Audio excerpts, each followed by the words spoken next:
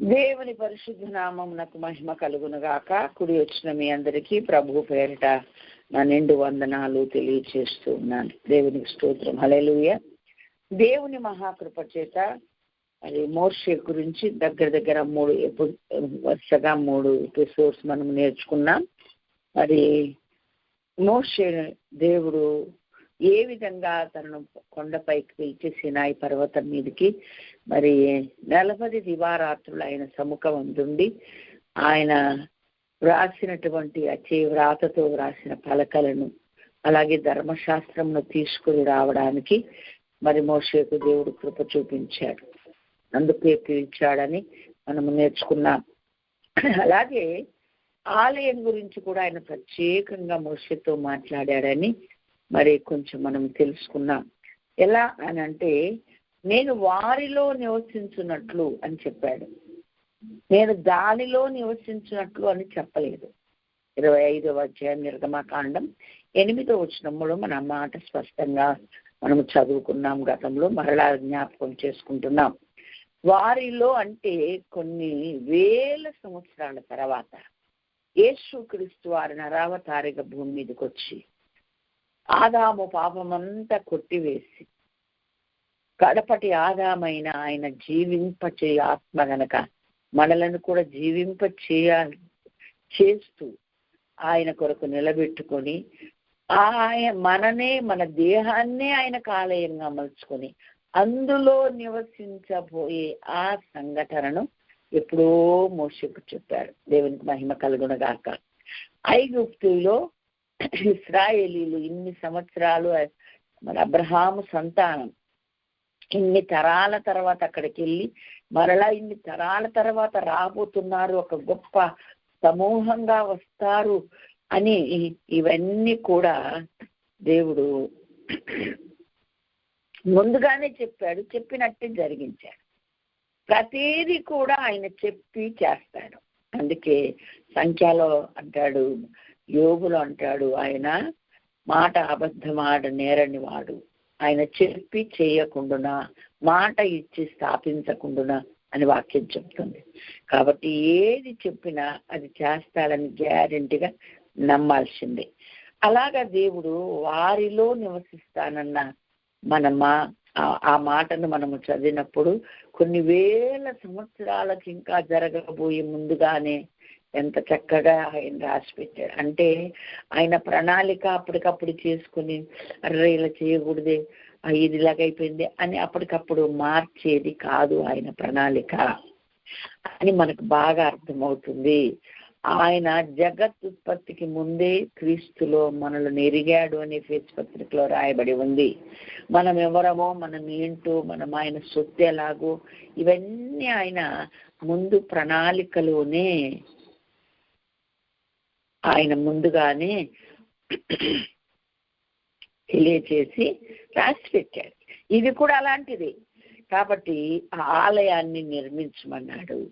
ఆలయం ఎలా నిర్మించాలో, ఏమేమి చేయాలో అవన్నీ కూడా చెప్పాడు. ఎవరి చేత ఆ నగిసి పనులన్నీ చేయాలో వాళ్ళను కూడా దేవుడు ఏర్పరిచాడు. మరి దాని కొరకు కావలసినటువంటి మరి 40 వీసల బంగారము, అదంతా ఇంకా తక్కిన వస్తువులన్నీ కావలసినవన్నీ కూడా ఆ వీసల బంగారం ఎక్కడి నుండి వస్తుంది, ఎలాగా అది ఆయన అనాది సంకల్పంలో ఆయన ముందే చెప్పి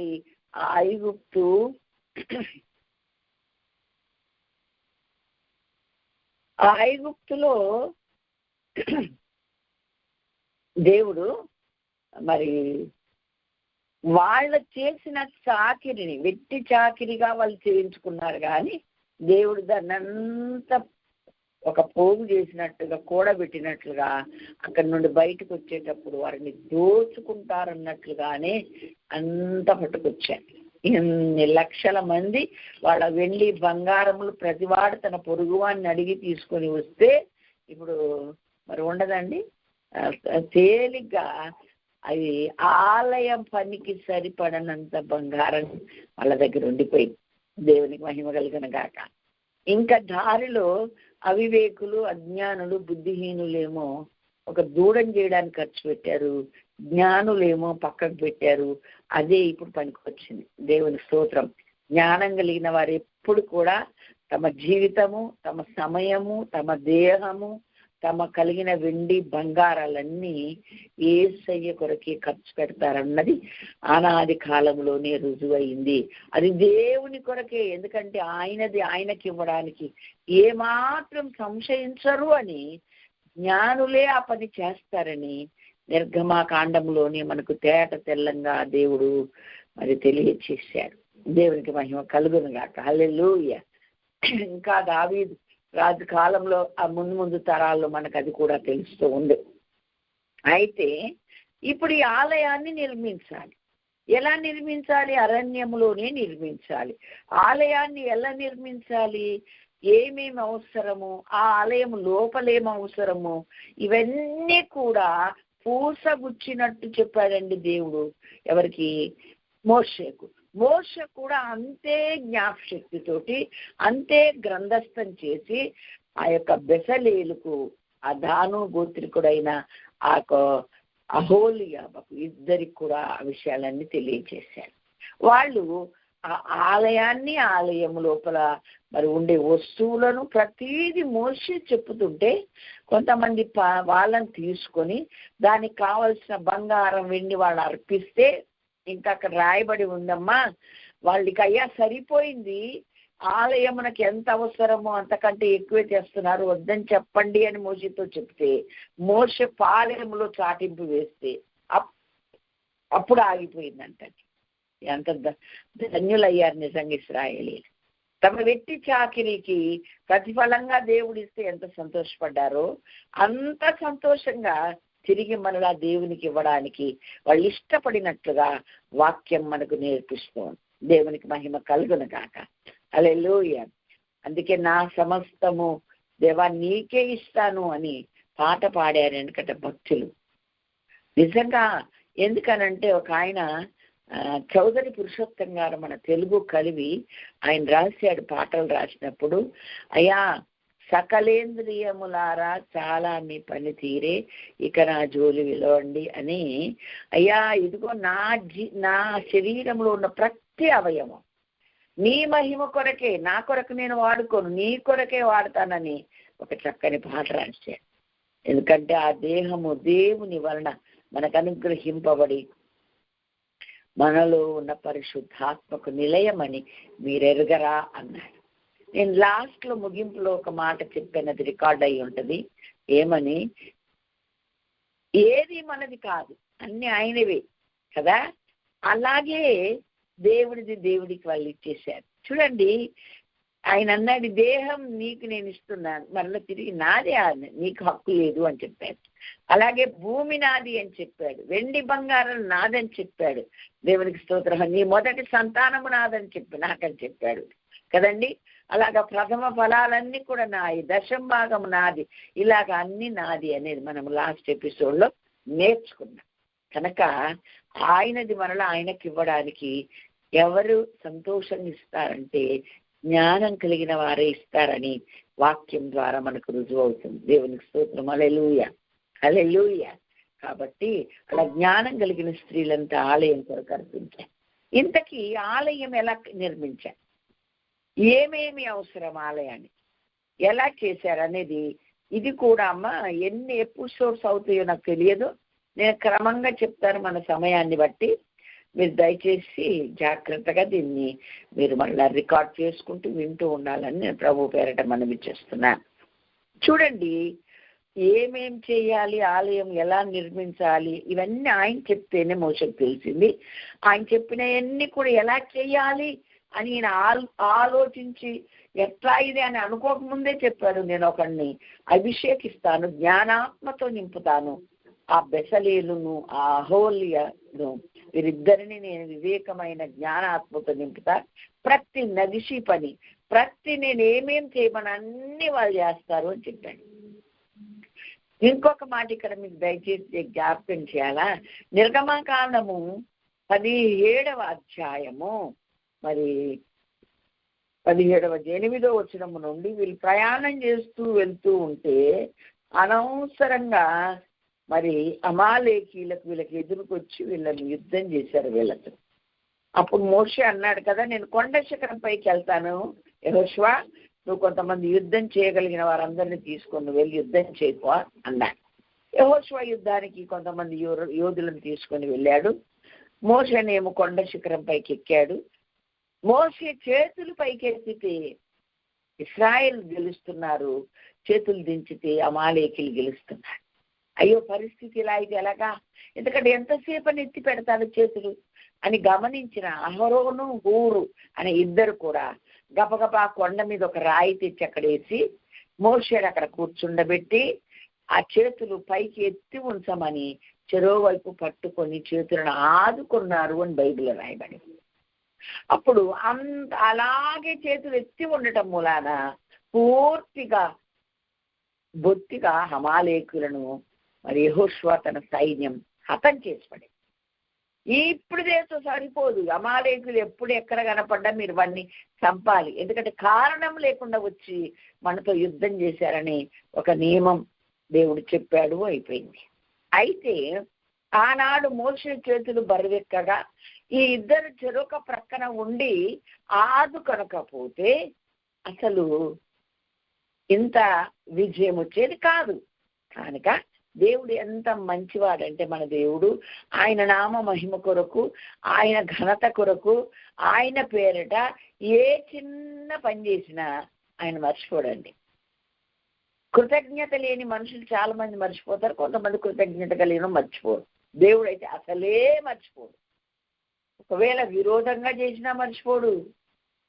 అది కూడా మనం గుర్తుపెట్టుకోవాలి కదా. కాబట్టి ఇక్కడ ఏం చేశాడు, వాళ్ళంతా మంచి పని చేసినందుకు ఇప్పుడు ఆ బెసలేలు ఎవరనుకున్నారు, ఊరు ముని మనవడు.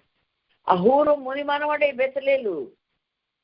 అలాగే అహరోను నిలబెట్టి అహరోను ఏం చేశాడు, ఆయన ప్రధాన యాజకుడు చేసి తరతరాల కళకు మరి లేవీలు వాళ్ళే ఆలయ సేవ చేయడానికి, ఆలయం నిర్మిస్తున్నాడు కదండి, మరి అక్కడ ఆలయ సేవ చేయడానికి లేవీడైన ఈ యొక్క లేవీ వంశంలో పుట్టిన ఈ అహరోనుడు ప్రధాన యాజకుడిగా తెచ్చి తన కుమారులను యాజకులుగా చేసి ఆ తరతరాలన్నీ అందులో ఉన్న లేవీలందరినీ పరిచారకులుగా దేవుడు చేశాడు.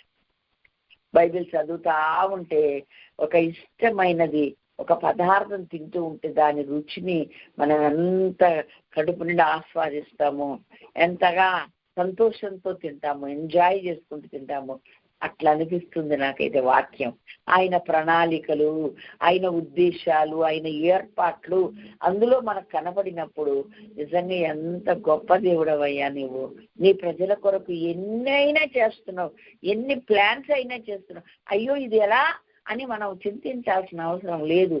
ఆయన యొక్క మరి ఆలోచనలు అది ఎప్పుడో అది ప్రణాళికలో ఉండిపోద్ది. తగిన సమయం అందు అది మనకు దేవుడు తెలియజేస్తాడు. ఈ ఆలయం నిర్మించాలనుకున్నారు, నిర్మించడం మొదలు పెట్టడానికి మోషే చెప్పాడు. మోషేని పైకి తీసుకెళ్ళి ఇవన్నీ చెప్పి మరలా మోషే 32వ అధ్యాయం 15వ వచనంలో కిందికి దిగి వచ్చాడు. 24వ అధ్యాయంలో రాయబడి ఉంది 18వ వచనంలో, మోషే 40 దివారాత్రుల కొండ శిఖరం మీదే ఉన్నాడు, మంచి నీళ్లు తాగలేదు, ఆహారం తీసుకోలేదని అక్కడ రాయబడి ఉంది. దేవుడు చెప్తా ఉంటే డిక్టేషన్ వాళ్ళు రాసుకుంటేనే సరిపోయింది. పలకలు, ఆజ్ఞ పలకలు మాత్రం ఆయన రాశాడు. ధర్మశాస్త్రం అంతా మోషే ద్వారా దేవుడు మనకిచ్చాడని వాక్యం చెప్తుంది. అన్నీ రాసుకొని ఆలయపు కొలతలు రాసుకొని ఈయన దిగిపోయాడు. టూకీగా అసలు ఆలయం ఎలా ఉంది, ఎట్లా ఏమేమి కావాలని చెప్పాడు దేవుడు ఆ ఆలయంలో అనేది మనము ఇప్పుడు చదువుకుందాం. వివరంగా మరొక ఎపిసోడ్లో మనం తెలుసుకుందాం. 25వ అధ్యాయం 10వ వచనం నేను చదువుతున్నాను. ఈ ఆలయ నిర్మాణం అంతా నీకు కొండ మీద చూపించిన నమూనా చొప్పున కట్టు అని చెప్పాడు.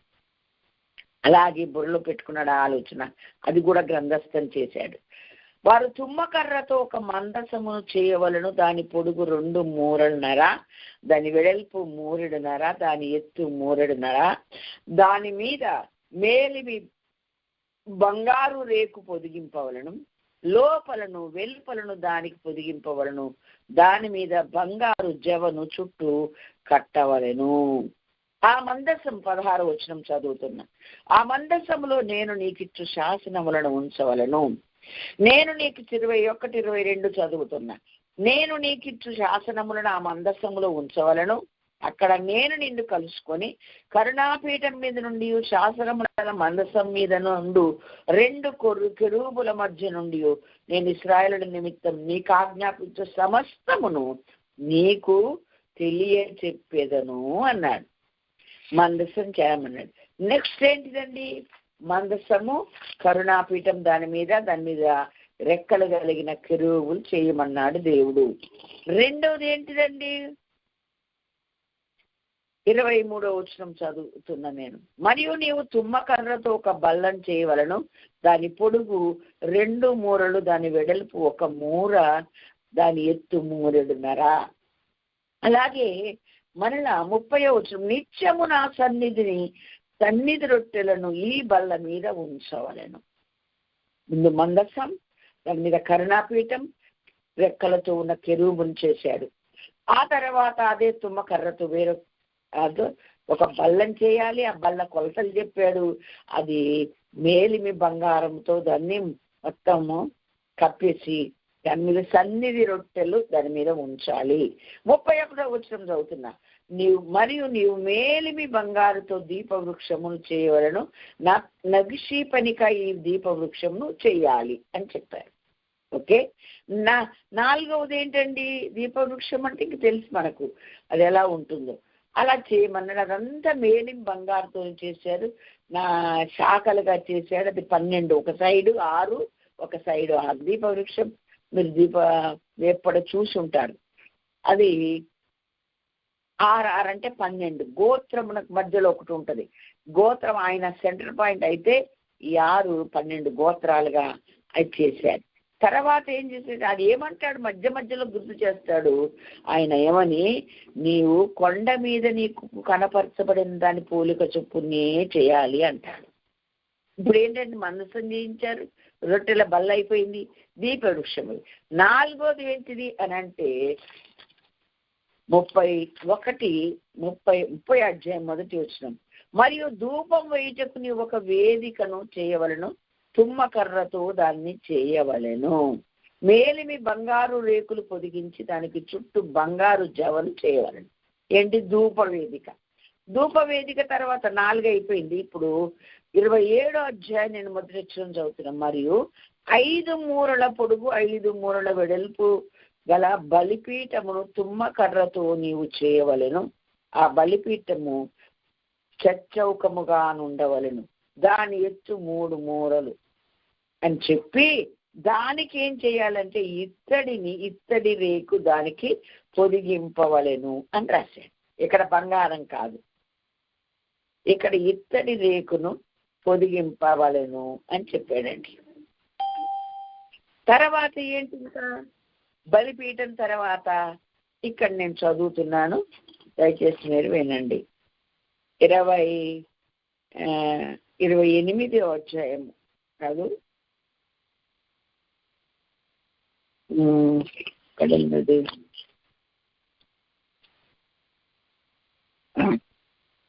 క్షమించడం 30వ అధ్యాయం 17వ వచనం. మరియు యెహోవా మోషేతో ఇట్లను కడుగు కొనుటకును ఇత్తడితో దానికి ఒక గంగాళమును ఇత్తడి పీటను చేసి ప్రత్యక్ష గుడారమునకు బలిపీఠమునకు నడప దానిని ఉంచి నీళ్లతో నింపవలెను. ఆ నీళ్లతో అహరోనును దాని కుమారులను తమ చేతులను కాళ్ళను కడుగు కొనవలెను.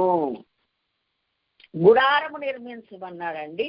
ఆ గుడారము నిర్మించినాక ఆ గుడారములో ఏమేమి ఉండాలో ఈ వస్తువులన్నీ చెప్పాడండి. మొత్తం 6 చెప్పాడు. గుడారం ఎలా కట్టమన్నాడండి? దయచేసి మీరందరూ కూడా ఓపికగా మరి 25వ అధ్యాయం నుంచి మీరు చదువుతూనే ఉండాలి. చదివినప్పుడు అక్కడ ఏమేమి ఉండాలని చెప్పాడండి. 28వ అధ్యాయంలో ఏమో రాజకుడైన అహరోను ప్రధాన యాజకుడు గనక ఆ 28వ అధ్యాయం మొత్తం యాజక వస్త్రాలు చేయమని చెప్పాడు. తర్వాత మరి ఆ తెరలు చేయమని చెప్పాడు. తెరల తర్వాత మరి పలకలు చేయమన్నాడు. ముందు పలకలు చేసిన తర్వాత ఒక సైడ్ 10 పలకలు, మరొక సైడ్ 10 పలకలు, వెనక 5 ముందు 5గా చేయమన్నాడు. మొత్తం మళ్ళా వీటన్నిటిని కనబడకుండానట్లుగా అన్ని తెరలతోని చేయమన్నాడు. పలాని కలర్లు పెట్టమన్నాడు, నీలి దారాలు తెచ్చి పెట్టమన్నాడు. అన్ని ఒక్క చిన్న మరి మనాలి బటన్తో సహా దేవుడు చెప్పాడండి. ఆ తెరలకి గాలి కొట్టుకోకూడదు, వాటికి మళ్ళా మన షర్టుకి ఎలాగైతే గుండీలు పెట్టి మళ్ళీ ఇలా కాజాలు పెడతారో అలాగే చేయమన్నారు. అలాగే చేసిన తర్వాత వాటిని ఇలా అమర్చిన తర్వాత పైన కప్పేంటి, మేకతోలుతో చేసినటువంటి ఆ యొక్క విచిత్రమైన పని కలిగినటువంటి ఒక వస్త్రాన్ని సముద్రవస్త్ర తోళ్ళు, మరి మొసలి తోళ్ళలో ఏంటో అవి జంతు తోళ్లతో వాటి పై కప్పు చేయమన్నాడు. ఇవ్వండి, ఇంకా ఎక్కడ అన్ని అమర్చేశాడు దేవుడు. చుట్టూ తుమ్మ చెట్టు పలకలు చేసి అవి ఏమి కనబడకుండానట్లుగా ఒక గుడారము రూపు ఏర్పడిన తర్వాత తెరలన్నీ వేసేయమన్నాడు. ముందు వెనక తెరలు ఉండాలి. అయితే ఆ తెరల్లో ఫస్ట్ ఒక తెర ఉంటుంది గుడారానికి. ఆ స్టెప్ చేయంగానే మరొక తెర ఉంటుంది, మళ్ళా స్టెప్ చేయాలి. అంటే ఈ లోపల ఏం చేయమన్నాడు, 3 భాగాలు చేయమన్నాడు. ఏమండి, ఆ 3 భాగాలలో మరి బయటి దానిని ఇంకా ఆవరణముగా ఏర్పరచమన్నాడు. ఈ ఆవరణం చుట్టూ కూడా పలకలతోటి ఒక కాంపౌండ్ వాల్ చేసినట్టే చేయమన్నాడు. అంటే అంత పగడ్బందీగా దేవుడు ఒక విధానాన్ని, ఒక పద్ధతిని ఏర్పరిచి ఈ విధంగా చేయమని చెప్పాడు. సరే, ఇప్పుడు చెక్కతో చేసినట్టు కొన్ని వస్తువులు ఉన్నాయి. మందసము చెక్కతోనే చేశారు, తర్వాత ధూపవేదిక చెక్కనే, రొట్టెల బల్ల చెక్కనే. ఏమండి, ఈ 3 చెక్కతో వచ్చి ధూపవేదిక, మందసం, అలాగే రొట్టెల బల్ల, అలాగే బలిపీఠం 4 చెక్కతో చేయబడ్డాయి. ఒకటి మేలిమి బంగారముతో ఏం చేశారు, దీపవృక్షం చేయబడింది. ఇత్తడితో పూర్తి గంగాళము, దాని మీద పెట్టవలసిన పీట, దేని మీద అయితే పెట్టాలో ఆ పీఠం చేసి ఆ పీట మీద గంగాళం పెట్టమన్నాడు. ఇందులో కొంచెం నీళ్లు కడుక్కొనికి నీళ్లు పోసి పెట్టాలి. ఇవన్నీ కూడా ఆలయములోని పరికరాలు. ఒక్కొక్క పరికరానికి ఒక దైవికమైన ఒక ఆలోచన ఉంది, అర్థం ఉంది. అవన్నీ మీకు నేను వివరిస్తాను. అయితే మనం గ్రహించాల్సింది ఏంటంటే, ఏ కర్రతో చేయబడింది అది మనం ముందు తెలుసుకోవాలి. తుమ్మ కర్రతో చేశాడు. ఏమంటే తుమ్మ కర్రని ఎందుకు ఉపయోగించాడు? టేక్ కర్ర పెట్టకూడదా? మరొక విలువైన కర్రలు చాలా ఉన్నాయి. అవన్నీ పెట్టకూడదా? ఇప్పుడు ఇంట్లో ఫర్నిచర్ చేసుకునే వాళ్ళు, ఇంట్లో గుమ్మాలు చేసుకునే వాళ్ళు, మరి దర్వాజలకు పెట్టేవాళ్ళు, అడవిలో నుంచి విలువైన కర్రలు, ఎన్నో రకాల కర్రలు ఉన్నాయి. అవన్నీ కూడా తెచ్చుకొని పెట్టుకుంటారు. అన్నిట్లో శ్రేష్టమైన కర్ర టేక్ కర్ర. ఆ కాలాన్ని టేకు లేదేమంటాక లేదు, ఆయన పుట్టిస్తేనే, ఆయన ఏర్పరిస్తేనే ఇవన్నీ ఇప్పటిదాకా ఉన్నాయి. లేదంటాక లేదు. కానీ తుమ్మకర్రని ఎందుకు చేయమన్నాడండి? గ్రహించాలి.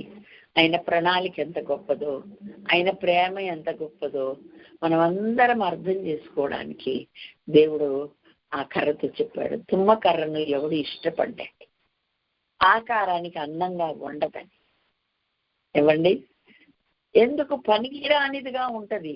దగ్గరికి వెళ్ళి పట్టుకుంటా కూడా ఎవరికి లేదు, దగ్గర ఆనుకొని కూర్చుంటాకు ఉండదు. అలాంటి కర్రను అడవిలో నుండి తీసుకొని వచ్చి అదంతా కూడా చెక్కేసి ఏమీ లేకుండా దానిని చక్కగా పనికి వచ్చేలాగా దేవుడు ఆ కర్రను చేశాడు. చేసి దానితో మందసం చేసి మరలా ఆ కర్ర ఏదో కనబడకుండానట్లుగా మేలిమి బంగారముతో దాన్ని అంతా తాపడం చేసేసాడండి. దేవునికి మహిమ కలుగునగాక. ఆలయాన్ని గురించి మనము నేర్చుకున్నప్పుడు మరి సొలొమోను ఏ భాగమును విడిచిపెట్టకుండా బంగారముతో తాపడం చేశాడని మనం తెలుసుకున్నాం. బంగారానికి, వెండికి, ఇత్తడికి, దేవుని ఆలయానికి సంబంధం ఉంది. అయితే అలా చేశాడు. అలాగే దాన్ని మోయడానికి కావలసిన రింగ్స్ పెట్టమన్నాడు, మూత కర్రలు పెట్టమన్నాడు. దానిలో ఒక పెట్టెలాగా చేయాలి దాన్ని, మందసం అనేది. అందులో నేను నేనిచ్చు శాసనాలను పెట్టాలి, దానిపైన ఒక కరుణాపీఠం చేయాలి.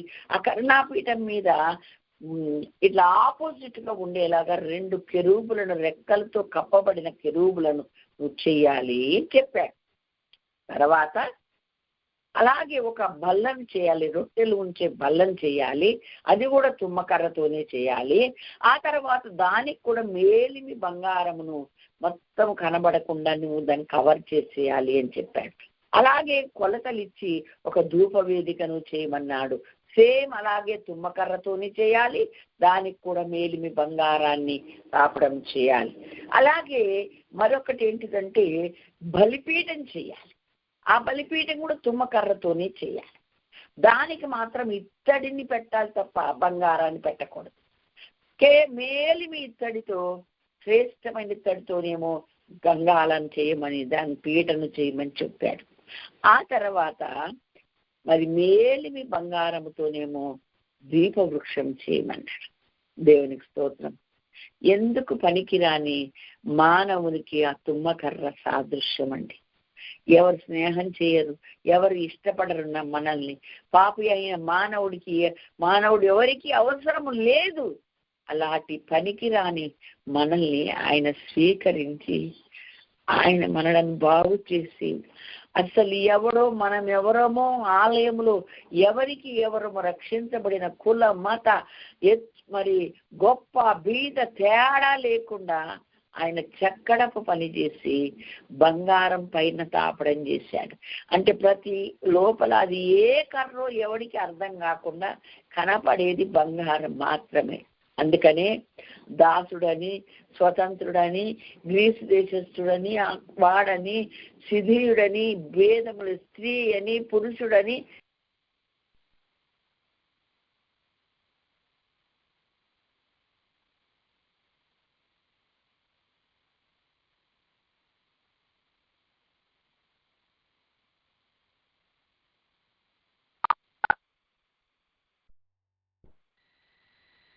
దేవునికి మహిమ కలుగును గాక.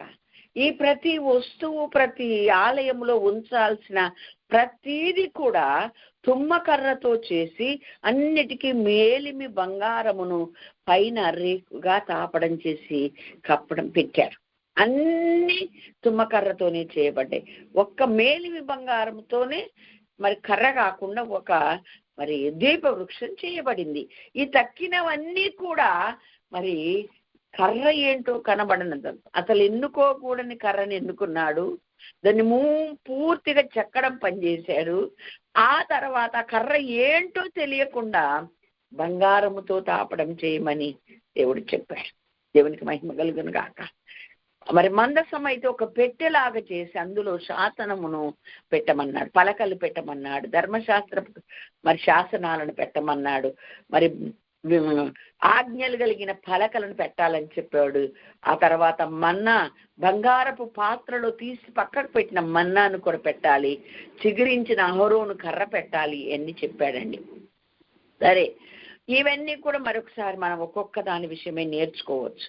ఇక్కడ మనం గ్రహించాల్సిందంటే పనికిరాని పాపి అయిన మానవుడు, ఎన్నిక లేని మానవుడికి సాదృశ్యంగా ఉన్న తుమ్మకర్రను తీసుకొని దానిని నగిషి పనిగా దాన్ని చక్కగా చెక్కడ పని చేసి ఒక వస్తువుగా, ఆలయములో పనికొచ్చే వస్తువుగా తయారు చేయించి దానికి బంగారమును తాపడం పోశాడు. అనగా ఆలయములో ఉండాల్సిన ప్రతి వస్తువుకు దైవత్వాన్ని ఆపాదించాడు దేవుడు. దేవునికి మహిమ కలుగును గాక. మనమే ఆలయమైతే ఆలయమైన మనము తల మొదలుకొని అరికాలు వరకు దైవత్వంతో నింపబడాలి అన్నది మనకు నేర్పిస్తున్న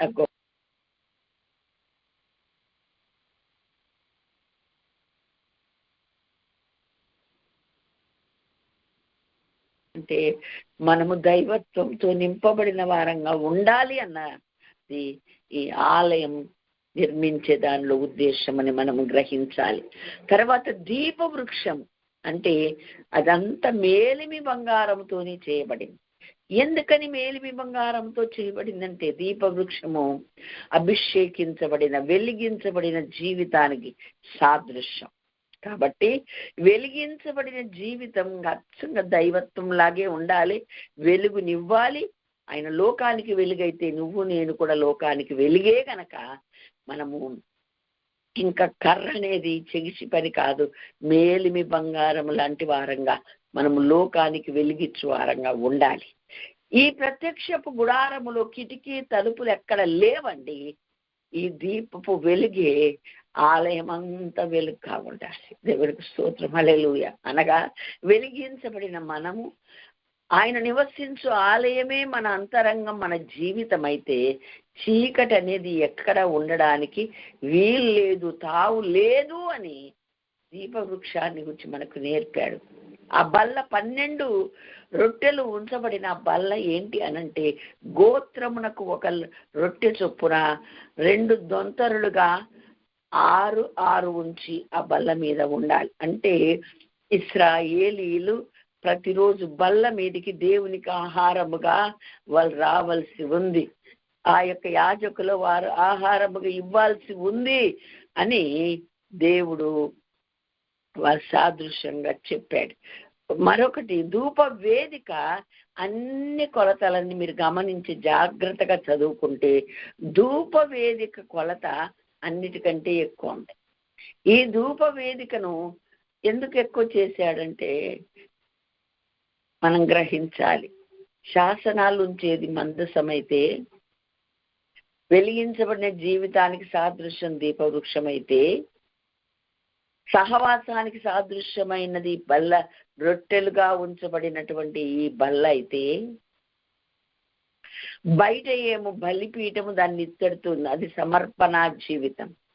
అక్కడ ఇత్తడి గంగాళంలో వాటర్ ఉంది కదా, యాజకుడు లోపలికి వచ్చేటప్పుడు ప్రతిసారి ఏం చేయాలి, కాళ్ళు కడుక్కోవాలన్నాడు కదా.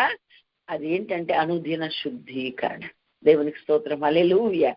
అయితే ఈ బయట ఉన్నవి ఇత్తడితో తాపడం చేయబడినాయి, లోపల ఉన్నాయి అన్ని కూడా దైవత్వంతో ఉన్నది. అంటే నీ జీవితం బయటికి కనపడేది నువ్వు మానవుడిగానే కనపడాలి.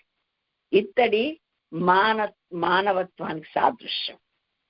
నువ్వు మానవుడిగానే కనపడాలి, నీలో సమర్పణ కనపడాలి, నీలో అనుదిన శుద్ధీకరణ లోకానికి కనపడాలి. ఇక దగ్గర లోపలున్నాయి చూశాడా, పరిశుద్ధ స్థలం, అతి పరిశుద్ధ ఆవరణము, పరిశుద్ధ స్థలం, అతి పరిశుద్ధ స్థలం. ఇవన్నీ కూడా దేవుడు మాత్రమే చూస్తాడు.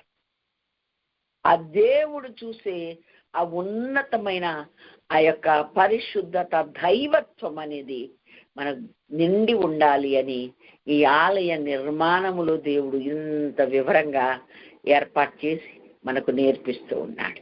ఎక్కడో తుమ్మకర్రగా ఉన్న మనం చెక్కబడి ఒక చక్కని ఆయనకు పనికొచ్చే ఒక వస్తువుగా తయారు చేయబడి, ఏ భాగమును కనబడకుండా బంగారముతో తాపడం చేయబడి దేవుని ఆలయంలో ఉంచబడుటకు మనం ఏర్పాటు చేయబడిన వారం.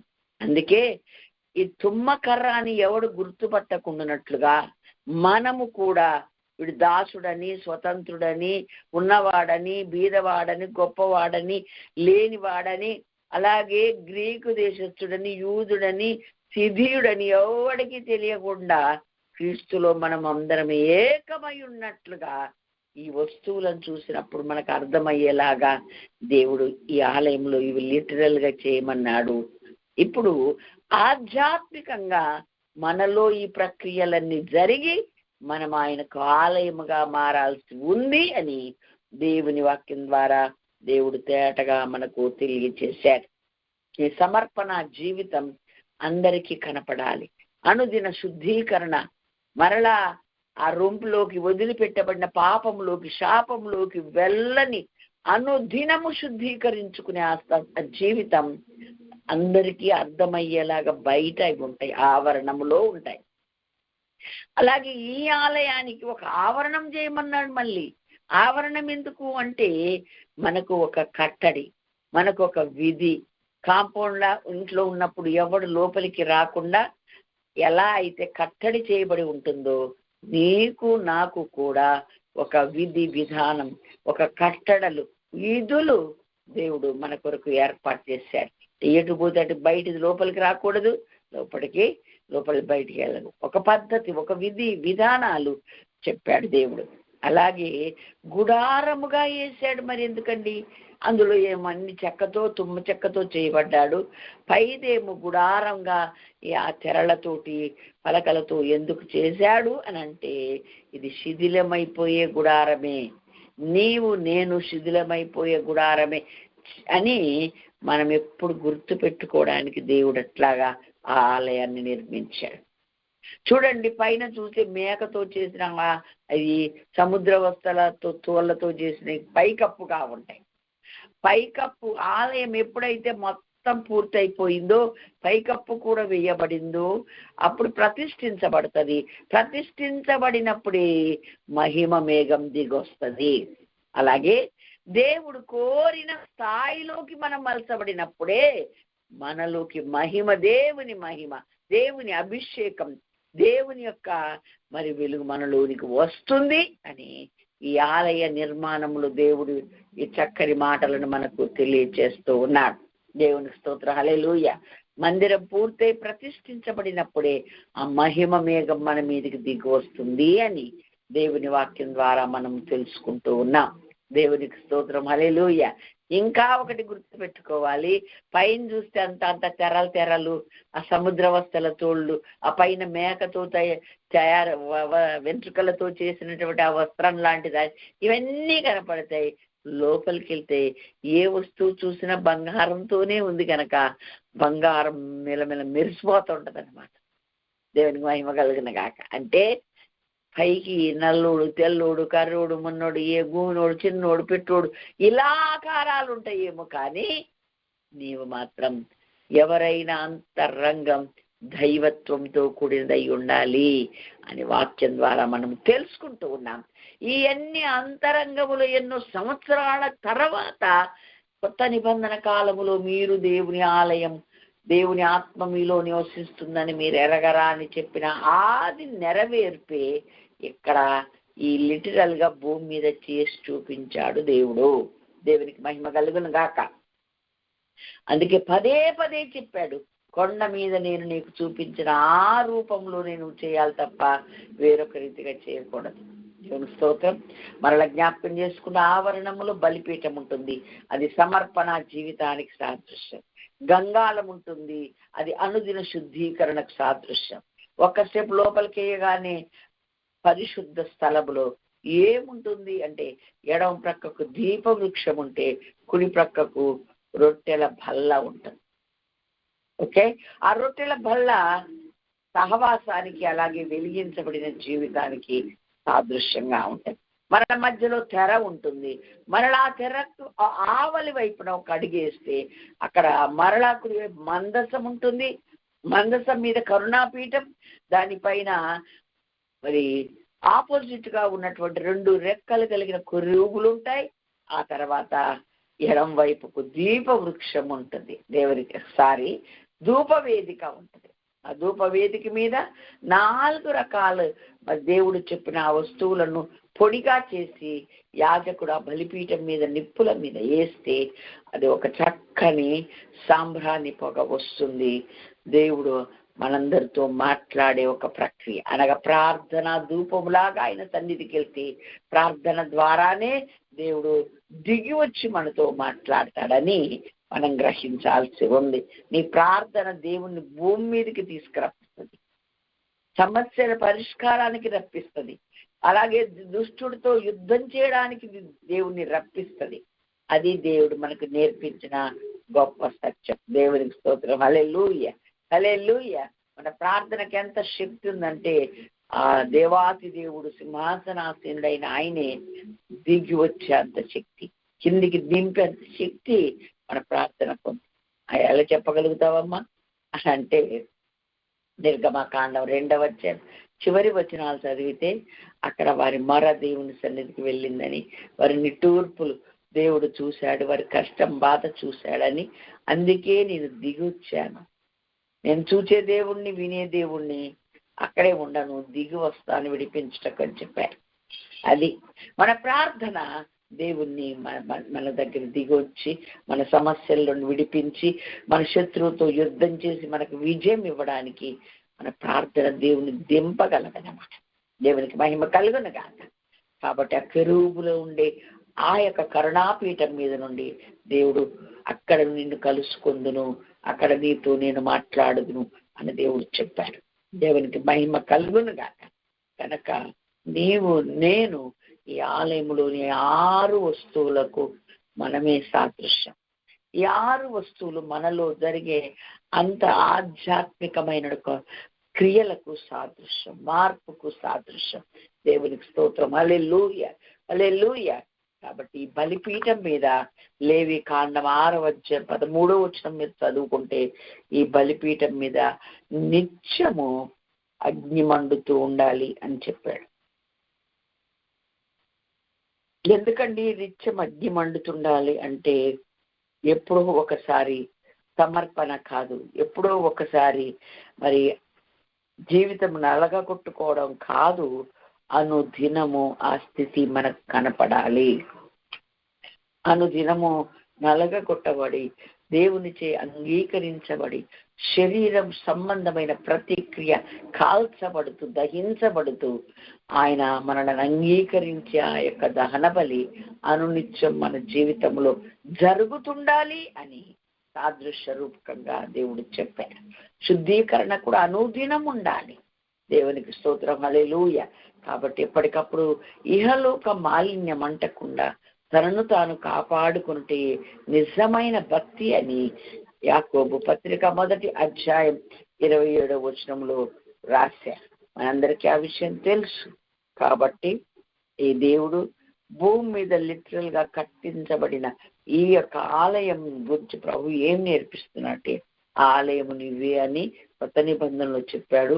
కొత్త నిబంధనలో చెప్పబోతున్న ఆలయము ఎలా ఉండాలో, ఏమేమి ఉండాలనేది ఈ పాత నిబంధనలో లిటరల్ గా సాదృశ్య రూపకంగా ఇవన్నీ చేసి మనకు తెలియజేశాడు.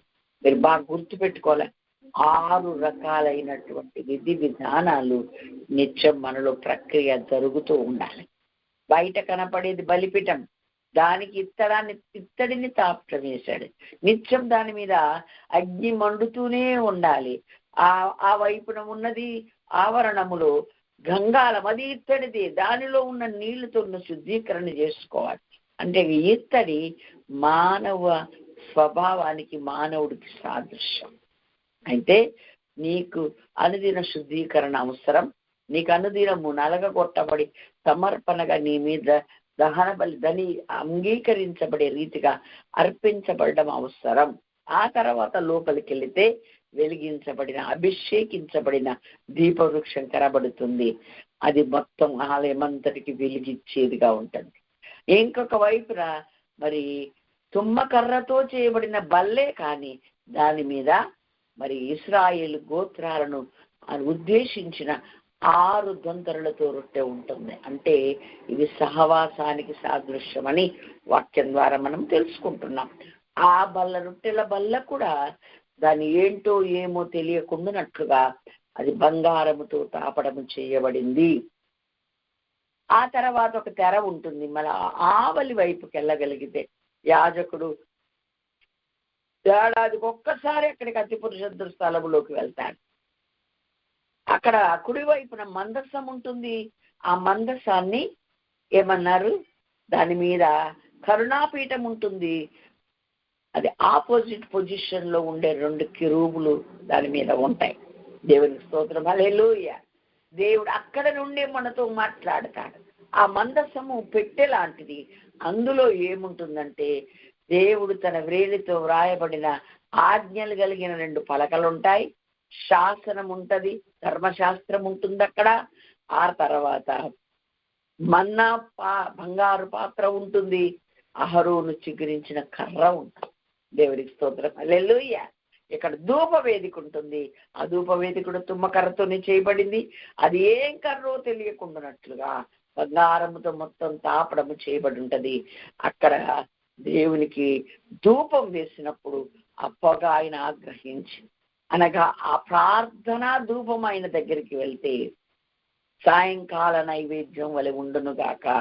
నా ప్రార్థన ఆయన సన్నిధికి ధూపం వలె లేచి ఎగసిపోవును గాక అని మరి భక్తులు దేవుని స్తుతించినట్లుగా మనందరికీ తెలుసు. దేవునికి స్తోత్రం. హల్లెలూయా.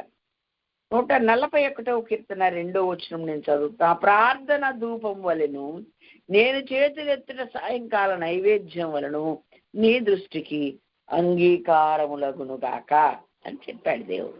కాబట్టి ఇవన్నీ కూడా ఒక సాదృశ్య రూపకంగా దేవుడు చెప్పినవే తప్ప మరొకటి ఏం కాదు అని మనం గ్రహించి నిత్యము నీలో జరుగుతున్న ప్రక్రియలు, జరగవలసిన ప్రక్రియలని నీకే నాకే సాదృశ్యమని దేవుడు చక్కగా ఈ విషయాలను మనకు వివరించాడు.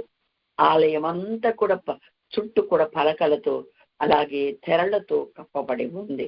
దేవునికి స్తోత్రం. హల్లెలూయా. గుడారం వేసి తీసేది ఉంది, ఎందుకంటే ఇది తాత్కాలికమే భూమి మీద మన నివాసం అని, అది తేలిగ్గా తీయొచ్చు అని, అదేమైనా స్ట్రాంగ్ కాదని దేవుని వాక్యం ద్వారా ఆ లోపల ఉన్నవన్నీ కూడా ఆ యొక్క మనలో జరుగుతున్న ఒక్కొక్క అనుభవానికి సాదృశ్యం. దేవునికి స్తోత్రం. హల్లెలూయా.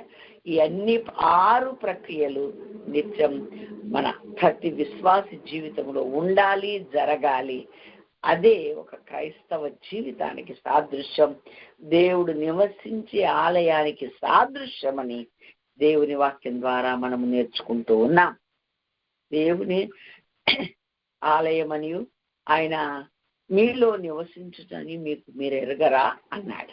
ఇంకొక దగ్గర ఏమంటాడు, విగ్రహములతో ఆలయానికి ఏం పొందిక, క్రీస్తుకు బలియాలతో ఏం సంబంధం, విశ్వాసికి అవిశ్వాసికి పాలెక్కడిది అని చెప్తూ మీరు జీవము కలిగిన దేవుని ఆలయమై ఉన్నారు, నేను మీ దేవుడనయ్యుందును, మీరు నాకు ప్రజలయ్యుందురు అంటూ మళ్ళా అంటాడు, నేను మీలో నివసించి సంచరిస్తాను, మీకు తండ్రినయ్యుంటా, మీరు నాకు కుమారులు కుమార్తెలయ్యుంటా. ముందు మనకు ఆయన దేవుడు, మనం ఆయనకు ప్రజలం. ఆ తర్వాత మన అనుభవం ఎక్కడ దాకా వెళ్తుందంటే ఆయన మనకు తండ్రి, మనం ఆయనకు పిల్లలం. దేవునికి మహిమ కలుగును గాక. కాబట్టి గొప్ప ఆధిక్యతలు ఇచ్చిన దేవుణ్ణి ఎప్పటికీ మర్చిపోకుండా ఆయన ధ్యానిస్తూ స్తుతిస్తూ ఈ శుద్ధీకరణ, ఈ బలి సమర్పణ, ఈ యొక్క బంగారం తాపడం చేసిన ప్రతి వస్తువు యొక్క సాదృశ్యమైన ఒక అంతరంగ జీవితం మనందరము కలిగి ఉందాం. పదే పదే ఆ యొక్క మాటలు వినండి, కలిగి ఉండి మనమందరం ఆయన ఆలయములుగా మనం భూమి మీద ఉందాం. దేవునికి మహిమ కలుగును గాక. ఇశ్రాయేలులకు అది చూపించి చెప్పాడు, మనకేమో మనమే ఆలయముగా మారాలని చెప్పాడు. దేవునికి స్తోత్రం. హల్లెలూయా. ప్రతి విషయము దృష్టాంతముగా వారికి సంభవించి యుగాంతమందున్న మనకు బుద్ధి కలుగుటకై వ్రాయబడి ఉన్నవి అని రాశాడు దేవుడు. కాబట్టి ఆ లోపలికి వెళ్ళడానికి, పరిశుద్ధ స్థలములోకి వెళ్ళడానికి యాజకుడికి అర్హత. అయితే యేసుక్రీస్తు భూమి మీదకి నరావతారిగా వచ్చిన తర్వాత ఆ ఆలయం యొక్క తెర నడిమికి చినిగిపోయింది, పై నుండి కిందికి చిరిగిపోయింది. ఇప్పుడు ఎవరో యాజకుడు వెళ్ళి చేసే మనపక్షంగా చేసేది కాక ప్రతి ఎవరికి వాళ్ళమే ఆయన సన్నిధికి ధారాళముగా వెళ్ళి ఆయనను స్తుతించారు, గణపరిచే ఒక యాక్సెస్ యేసుక్రీస్తు రాకతో మనకు కలగజేశాడని స్పష్టంగా అది మనకు సువార్తలలో దేవుడు చెప్పాడు. అది చేసి ముగించి వెళ్ళాడు. కాబట్టి అయితే అవన్నీ ఎందుకు నేర్చుకోవాలండి ఇంత కష్టపడి అని మీరు అనొద్దు. ఎందుకనంటే అవన్నిటి ప్లాన్ ఎంత గొప్పగా ఆయన రూపొందించి ఈ కొత్త నిబంధన కాలములో ఆ ఆధ్యాత్మిక సత్యాలు మనలో నెరవేరాలని కోరుకుంటున్నాడో ఎంత చక్కగా మరి అరటి పండు ఒలిసి నోట్లో పెట్టినట్లుగా అవి చూపించాడు, ఇక్కడ చేపించాడు, చేయమన్నాడు. అదే యాజకుడే చేయాలి. ఇప్పుడు నీవే యాజక సమూహంగా ఉన్నావు, ఏర్పరచబడిన వంశం, రాజులైన యాజక సమూహంగా మనలను మనమే ఆయనకు అర్పించుకుంటూ, మనలను మనమే ఈ ప్రక్రియలన్నీ సమర్పించుకుంటూ, మరి వెలిగించబడిన జీవితాన్ని వెలుగు చూపిస్తూ, అలాగే కడగబడిన వారంగా, సమర్పణ కలిగిన వారంగా, అలాగే ఆయన ఆజ్ఞలు, ఆయన శాస్త్రం, ఆయన ధర్మశాస్త్రం మనమే అయినట్టుగా నడుచుకుంటూ మరి నిత్యము ఆయన సన్నిధికి ఎగిసిపోయే ఒక ప్రార్థన ధూపాన్ని చేస్తూ అలాగే ఆవరణంకి ఒక కట్టడి ఎలాగైతే ఉందో మనకు కూడా ఒక రూల్, ఒక కట్టడి, ఒక విధానం, ఒక పద్ధతి దేవుడు ఏర్పాటు చేశాడు. ఈ గుడారం ఏంటండి అని అంటే పైకి కనపడేదంత మామూలు గుడారం, లోపల మాత్రం అంత బంగారంతోనే ఉంటుంది. అనగా మామూలు శరీరంతోనే మనం ఉండవచ్చు, కానీ దైవత్వం కలిగిన వారంగా నిత్యం బ్రతకాలి. దైవత్వం ఆపాదించబడింది, మనకి ఇవ్వబడింది. దాన్ని మనం పొందుకొని మనము కూడా ఆయనను పోలిన వారంగా భూమి మీద ఉన్నప్పుడే బ్రతకాలి అని దేవుడు మనకు తెలియజేస్తూ ఈ ఈ ప్రక్రియలన్నీ నిత్యం మనలో జరుగుతూ ఉండగా 1 యోహాను పత్రిక 3:2 చెప్పినట్టు ఇంకా మనం ఏమవుతామో ప్రత్యక్షపరచబడలేదు, కానీ ఆయన వచ్చినప్పుడు, ఆయన చూచినప్పుడు మనం ఆయనలాగే మారుతాము అని రాయబడి. దేవునికి స్తోత్రం, హల్లెలూయా.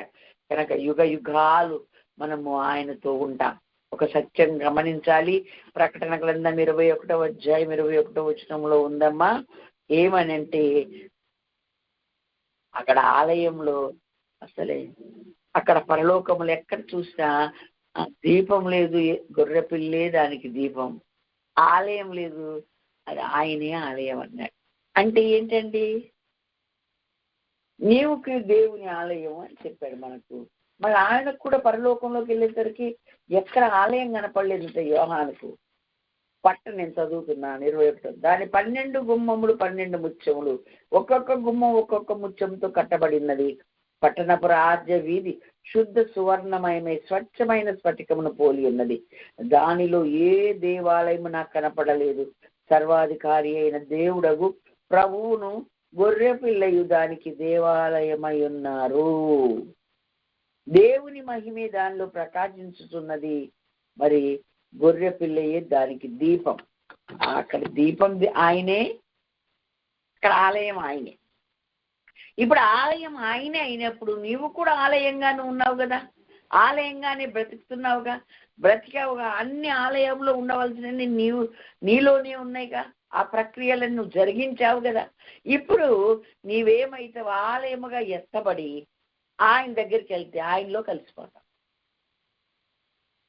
అందుకే నేను తండ్రి ఏకమై ఉన్నట్టు మనము కూడా ఏకమై ఉంటాము అని చెప్పాడు. దేవునితో కలుసుకున్నవాడు దేవునితో ఏకాత్మయ్య ఉన్నాడు అని 1 కొరింథీ పత్రిక 6వ అధ్యాయంలో దేవుడు రాసి పెట్టాడు. దేవునికి స్తోత్రం, హల్లెలూయా, హల్లెలూయా. కాబట్టి ఆ దేవాలయంలో ఆయనే దేవాలయం. మళ్ళీ మనం వెళ్ళి అక్కడ కలిసిపోయాం అంటే మనము ఏకమైపోతామని దేవుని వాక్యం ద్వారా మనం ఆయనలో లీనమైపోతాం, ఆయనలో కలిసిపోతాం అని దేవుని వాక్యం ద్వారా మనం తెలుసుకుంటూ ఉన్నాం. దేవునికి స్తోత్రం, హల్లెలూయా. కాబట్టి ఇవి అటువలే ప్రభుతో కలుసుకుని వాడు ఆయనతో ఏకాత్మయ్య ఉన్నాడు అన్నాడు. 1 కొరింథీ 6:17.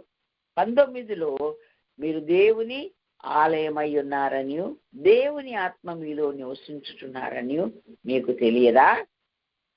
మీరు విలువ పెట్టి కొనబడిన వారు, మీరు మీ సొత్తు కారు, మీరు విలువ పెట్టి కొనబడిన వారు గనక మీ దేహముతో దేవుని మహిమపరచండి అన్నాడు. ఈ దేహములో ఆలయములో ఎన్ని ప్రక్రియలు జరుగుతున్నాయో మన దేహములో, మన నిత్య జీవితంలో ఇవన్నీ కనపడాలి, జరగాలి అని చెప్పాడు. మరి ఎన్ని తెరలు, గుడారాలు ఎట్లా ఉంది అంటే ఆలయం అంటే ఈ గుడారము శిథిలమైపోతుంది, చేతి పని కాక దేవునిచే కట్టబడిన అది ఒక ఆలయం మనకు పరలోకమందు ఉన్నదని మనం ఎరుగుదుము అని 2 కొరింథీ 5వ అధ్యాయం 1వ వచనం నుండి మరి అక్కడ రాశాడు కదండి. కాబట్టి గుడారమే, కానీ చూస్తే అంత లోపలంతా బంగారమే కనబడదు. పైకి శరీరమే, ఇదెందుకు పనికిరానిది. ఎన్నో ఆకారాలు ఉంటాయి, ఒక్కొక్క మనిషి ఒక్కొక్క ఆకారం, కానీ లోపల అందరు యేసయ్య దైవత్వం నింపబడిన వారై ఉండాలి అని వాక్యం మనకు బోధిస్తూ ఉండగా జాగ్రత్తగా దేవుని మహిమ కొరకు ఆయన నివసించే ఆలయముగా, ఆ ఆలయంలో ఉండే 6 ప్రక్రియలు మనలో నిత్యం జరిగేలాగా మనమందరం అలా సిద్ధపడదాం, అలా బ్రతుకుదాం. దేవుని నిత్య ప్రణాళికలో మనం ఏమై ఉన్నామో అర్థమైంది. పనికిరాని తుమ్మకర్రను ఆలయములో ఉండేలాగా చెక్కడపు చేసి దానికి మేలిం బంగారం పూసి అది ఏంటో అర్థం కాకుండా దైవత్వం ఆపాదించాడు మనందరికీ. పనికిరాని పాపులమైన మనలను చేరదీసి ఆయన ఇంత గొప్ప ప్రణాళిక మన కొరకు చేశాడు. అందుకని ప్రభువును స్తుతించకుండా ఉండలేం. మన పట్ల ఉన్న మన పట్ల ఉన్న ఆయన ఉద్దేశములు, ఆ ప్రణాళిక, ఆ యొక్క కార్యాలు ఎంత గొప్పవో అర్థం చేసుకుంటే మన మనసు ఎంతో హృదయ ఆనందం. దేవాన్ని తలంపులు ఎంత గొప్పవి, వాటిని లెక్కించదని అనుకుంటే నా లెక్కకు మించిపోయినాయి అని చెప్పాను. నా పట్ల నీ ప్రణాళిక, నా పట్ల నీ యొక్క కార్యాలు ఎంత గొప్పవి అని ఆలోచించి భక్తులు ఎంతో మంది దేవుని మహిమపరిచారు. కనుక ఈ ఆలయం భూమి మీద ఎందుకు కట్టమన్నాడు? వారిలో నేను నివసించటకన్నాడంటే అది ఈ లిటరల్ గా ఈ కొత్త నిబంధన కాలానికి సాదృశ్యమయ్యేది అక్కడ చేపించాడు. ఇక్కడ మనమే ఆలయంగా ప్రతి ఒక్కొక్కరము దేవుడు రూపొందించాడు. కనుక మనం ఆయనకు ఆలయంగా మారిపోదాం. అందులో ఆయన అన్ని కూడా జరిగే ప్రక్రియలు మనలో జరిగేలాగా ప్రయాసపడదాం. అలాగే ఆయన కోసం బ్రతుకుదాం. తర్వాత భూమిని విడిచి పరలోకానికి వెళ్ళిపోతే ఆయనలో మనం మమేకమైపోతాం, కలిసిపోతాం, ఏకమవుతాం, ఆయన ఘనపరుస్తాం. అటు కృపా దేవుడు మనందరికీ అనుగ్రహించునుగాక. దేవుడి మాటలు దీవించునుగాక. ఆమేన్. హల్లెలూయా.